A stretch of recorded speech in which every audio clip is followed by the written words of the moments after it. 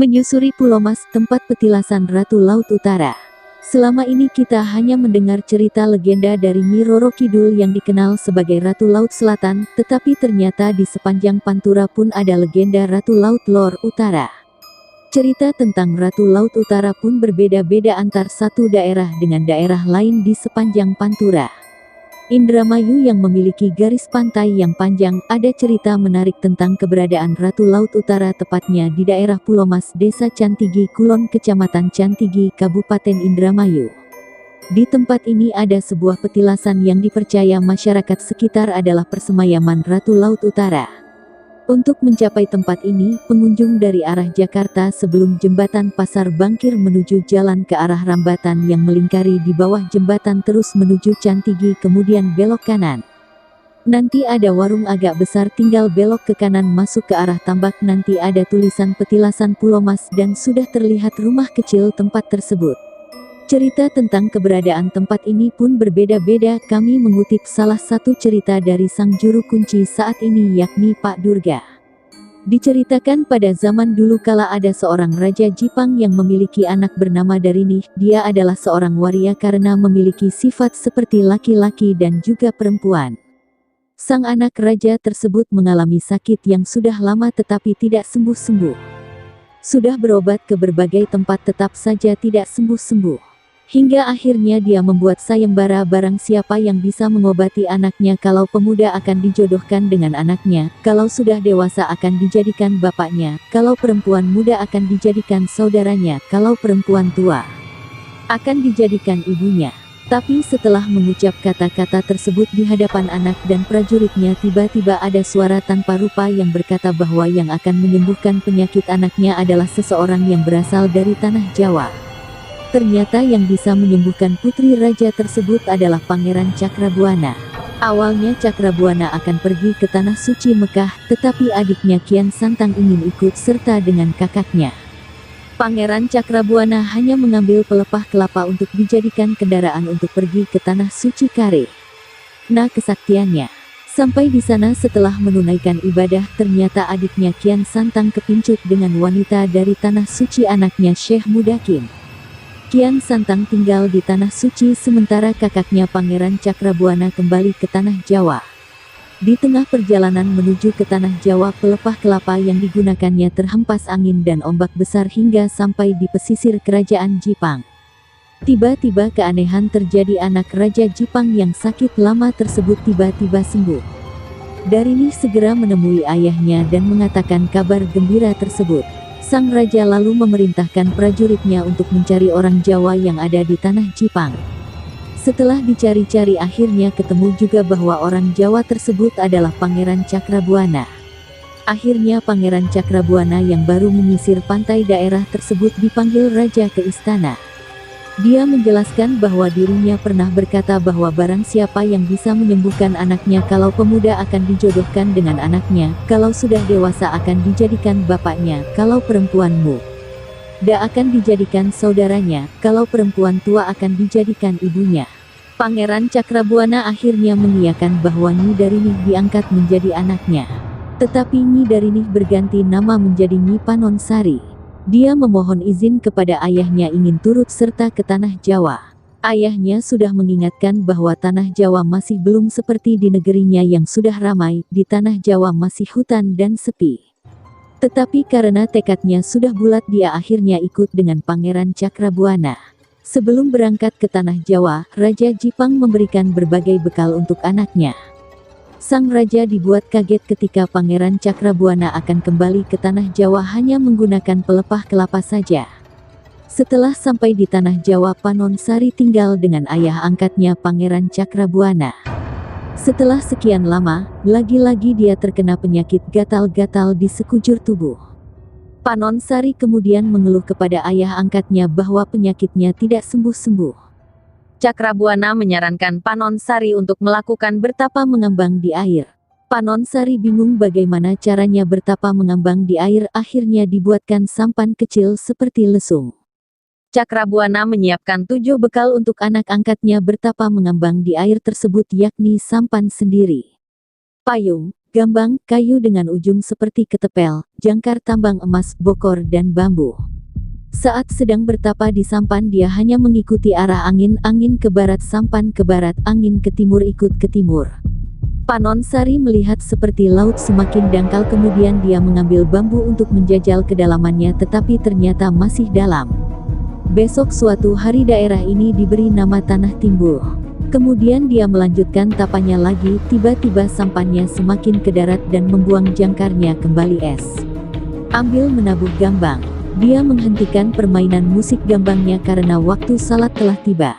Dia pun mengambil bokor untuk berwudu, tetapi saat mengambil air ada udang yang terbawa ke dalam bokor. Ternyata udang tersebut bisa berbicara. Dia berkata, "Duh Gusti, saya sedang enak-enaknya menikmati alunan musik, tiba-tiba terhenti dan saya masuk ke dalam bokor." Panon Sari mohon maaf kepada udang dan untuk mengenangnya suatu hari nama daerah tersebut diberi nama Kalen Urang. Setelah itu dia pun melakukan salat di atas sampan. Hari berikutnya sampannya terbawa ke angin hingga mendekati daratan, kemudian dia menabuh Gambang, tetapi saat enak-enaknya menabuh Gambang alat untuk menabuhnya jatuh ke laut. Lalu dia pun berucap bahwa suatu saat nanti di sini akan jadi kebuyut tempat petilasan, buyut ronggeng. Tidak heran bagi penyanyi, dalang atau musisi yang ingin terkenal, biasanya mereka mengunjungi tempat ini. Panon Sari orangnya senang sekali dengan menyanyi. Saat sedang menyanyi waktu salat telah tiba. Kemudian dia pun mengambil bokor kembali untuk mengambil air wudhu, tetapi tiba-tiba bokornya mengenai kepala buaya putih. Buaya putih ternyata bisa berbicara dan berkata, "Saya sedang enak-enaknya mendengarkan lagu dari Puteri, tiba-tiba terhenti dan sesuatu mengenai kepala saya." Lalu Puteri Panon Sari meminta maaf kembali, kemudian berucap suatu saat nanti daerah ini akan diberi nama Kalen Kombaya. Saat sedang mengarungi sampan kembali, tiba-tiba angin dan ombak besar menerpa sampannya Panon Sari. Lalu dia melemparkan jangkarnya, tetapi karena kuatnya gelombang dan angin jangkar tersebut putus. Maka dia pun berujar suatu saat daerah ini disebut dengan jangkar tambang emas. Saat sedang masuk waktu salat lalu dia pun segera mengambil bokor untuk mengambil air wudhu. Saat membasuh telinga tiba-tiba antingnya jatuh ke laut.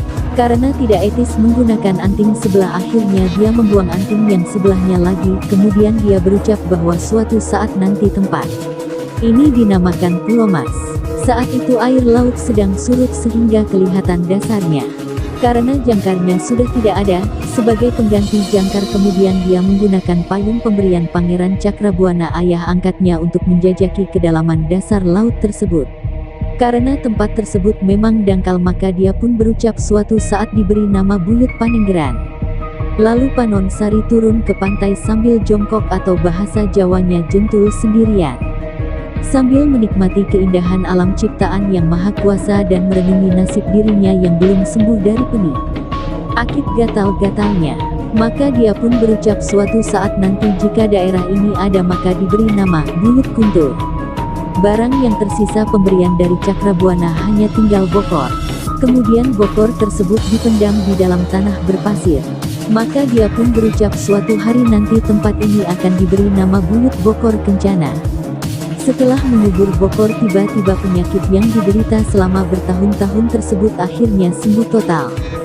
Sang puteri pun berucap suatu hari nanti tempat ini akan diberi nama Buyut Karas, maka tidak heran tempat ini sering dikunjungi oleh pengunjung yang memiliki penyakit tidak sembuh-sembuh, dengan izin Allah akan sembuh.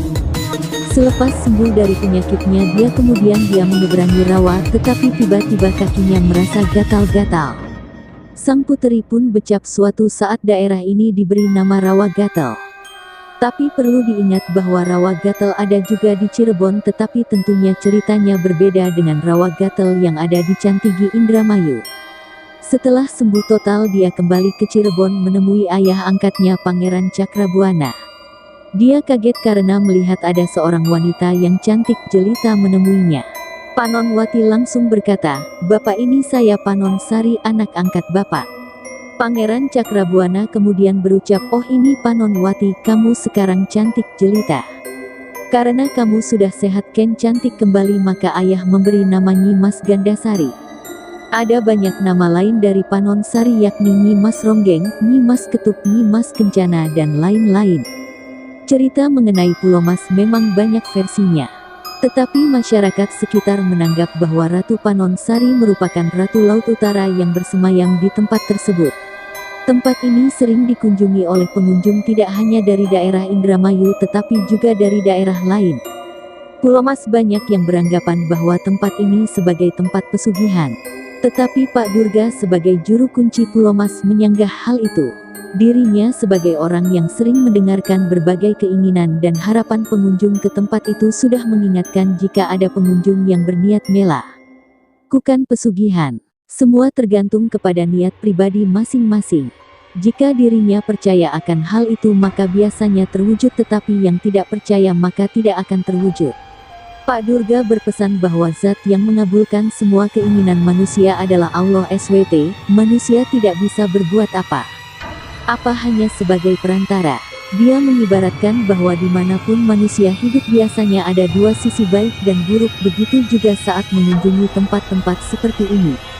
Ada orang yang ingin mendapatkan kekayaan, pangkat, keturunan, dan lain sebagainya dengan cara yang lurus, ada juga dengan cara yang bengkok, tergantung individunya.